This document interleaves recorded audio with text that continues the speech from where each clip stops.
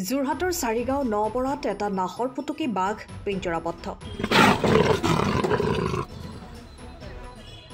বহুদিন ধৰি বাঘে সন্ত্ৰাস চলাই আহিছিল চাৰিগাঁৱৰ বিভিন্ন অঞ্চলত। অৱশেষত বন বিভাগে পতা পিঞ্জৰাত আবদ্ধ হয় নাহৰ ফুটুকীটো।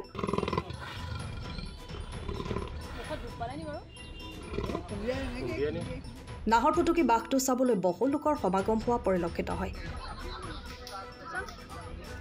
আনহাতে যোৰহাট আঞ্চলিক বন বিভাগৰ লোক উপস্থিত হৈ বাঘটো বন বিভাগৰ কাৰ্যালয়লৈ লৈ যায়। একচুৱেলি আজি 4-5 দিনমানৰ আগতে পিঞ্জৰাটো পতা হৈছিলে তাতে চাৰিগাঁও নপমুৱাত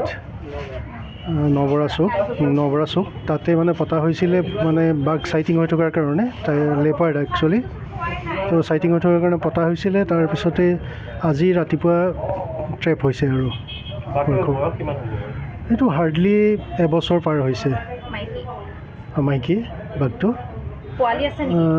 পোৱালি নাই, ইয়ে পোৱালি, ইয়াৰ হয়তো আৰু কোনোবা থাকিবও পাৰে লগত, চাব লাগিব। ই এতিয়া মানে জুভেনাইল আৰু মানে একচুৱেলি মাইগ্ৰেট কৰি থাকে, ইহঁতি একেটা জেগাতে নাথাকে। তো আজি এইটো জেগাত থাকিলে আৰু 3-4 দিনৰ পিছত আকৌ বেলেগ জেগা যায়। চ' মানে অলপ ডিফিকাল্ট আৰু আছে বুলি ক'বলৈ। তথাপিও আমি ট্ৰাই কৰি আছোঁ আৰু ট্ৰেপ কৰিবলৈ।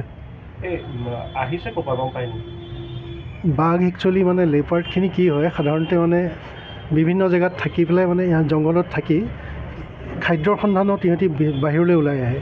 বিশেষকৈ মুৰ্গী যদি থাকে, ব্ৰইলাৰ ফাৰ্ম সেইবোৰ জেগাতো যায়, বা মানে মাংস দোকানৰবোৰ যে বিক্ৰী কৰে ব্ৰইলাৰ ফাৰ্মবোৰৰ পৰা আনি সেই তেনেকুৱা জেগাতো গৈ পেলাই লেপাৰ্ডে মানে ষ্টে' কৰি পেলাই সিহঁতি তালৈকে যায়, গৈ পেলাই খাদ্যৰ সন্ধানত আহে। গতিকে নিৰ্দিষ্ট ক'ৰবাত কোনোবা এটা প্লেচৰ পৰা আহিছে বুলি ক'ব নোৱাৰি। ইয়াত আছেই, বহুত জেগাত আছে, বাগানবোৰতো থাকে, তেনেকৈ মানে হেৰি কৰিব পাৰে। এইটো এতিয়া আমি ট্ৰিটমেণ্ট কৰি কাজিৰঙালৈকে পঠাম। তাৰপিছতে কিমান দিন ৰাখে কাজিৰঙাত, তাৰপিছতে ডিচিশ্যন লোৱা হ'ব ক'ত মানে মেলিব পৰা যায়। ৰেস্কিউ চেণ্টাৰলৈ পঠাব লাগিব। হয়, মই ৰূপক ভূঞা, ডেপুটি ৰেঞ্জাৰ। মই ডেপুটি ৰেঞ্জাৰ হিচাপে ইয়াতে কৰি আছোঁ। Bureau' report, time of Assam. সময়ৰ খবৰ সময়ত পাবলৈ ফ'ল' কৰক টাইম অফ আছাম।